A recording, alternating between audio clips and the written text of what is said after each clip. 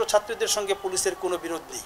আমরা এখন পর্যন্ত প্রায় 2850 প্লাস মাইনাস অল্প দুই একটা এদিক সেদিক হতে পারে 2850 জনের মতো আমরা নাশকতাকারীকে গ্রেপ্তার করেছি।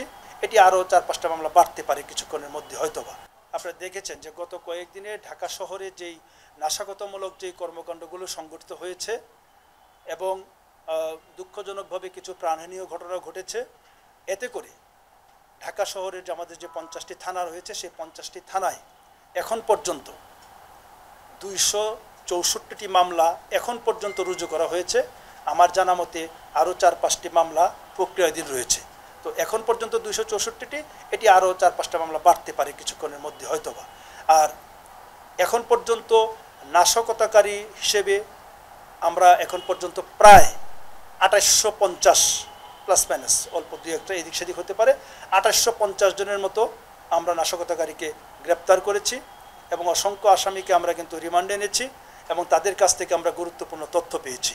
সেই তথ্যগুলি আমরা যাচাই বাছাই করে দেখছি, আমরা ক্রস চেক করছি এবং সেইগুলির ভিত্তিতে আমাদের যে পরবর্তী যে অভিযান, আপনারা জানেন যে আমাদের বিভিন্ন ধরনের অভিযান, কিছুটা হচ্ছে ব্লক রেড, কিছুটা আলাদাভাবে আমরা আমাদের যে অভিযান টার্গেট বেসড অভিযান আমরা পরিচালনা করছি এবং এই তথ্যগুলি আমরা এই নাশকতাকারী যারা আমাদের কাছে রিমান্ডে রয়েছে তাদের কাছ থেকে আমরা পেয়েছি।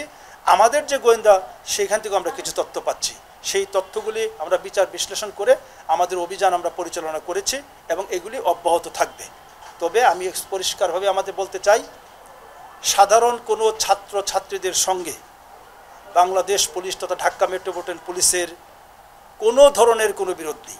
সাধারণ ছাত্রছাত্রী তারা কিন্তু আমাদের সন্তান সমতুল্য ও সাধারণ ছাত্রছাত্রীরা আমরা ঢাকা মেট্রোপলিটন পুলিশ সাধারণ ছাত্রছাত্রীদের ব্যাপারে অত্যন্ত সংবেদনশীল, তারা একেবারে আমাদের সন্তান সমতুল্য। কাজে ছাত্রছাত্রীদের সঙ্গে পুলিশের কোনো বিরোধ নেই। আমাদের টার্গেট হচ্ছে যারা নাশকতাকারী, যারা মেট্রো রেলে আগুন দিয়েছে, যারা সেতু ভবনে আগুন দিয়েছে, এই ধরনের যারা নাশকতা করেছে, টোল প্লাজায় আগুন দিয়েছে, বিভিন্ন জায়গায় আগুন দিয়েছে, গাড়ি পুড়িয়েছে, আমাদের শত্রু হচ্ছে সেই জামাত শিবির চক্র যারা এবং বিএনপির যারা সন্ত্রাসী। আমরা তাদেরকে ধরার জন্য যারা একেবারে ভিডিও দেখে দেখে ফুটেজ দেখে দেখে আমরা তাদেরকে ধরার জন্য আমরা প্রাণপণে কাজ করে যাচ্ছি।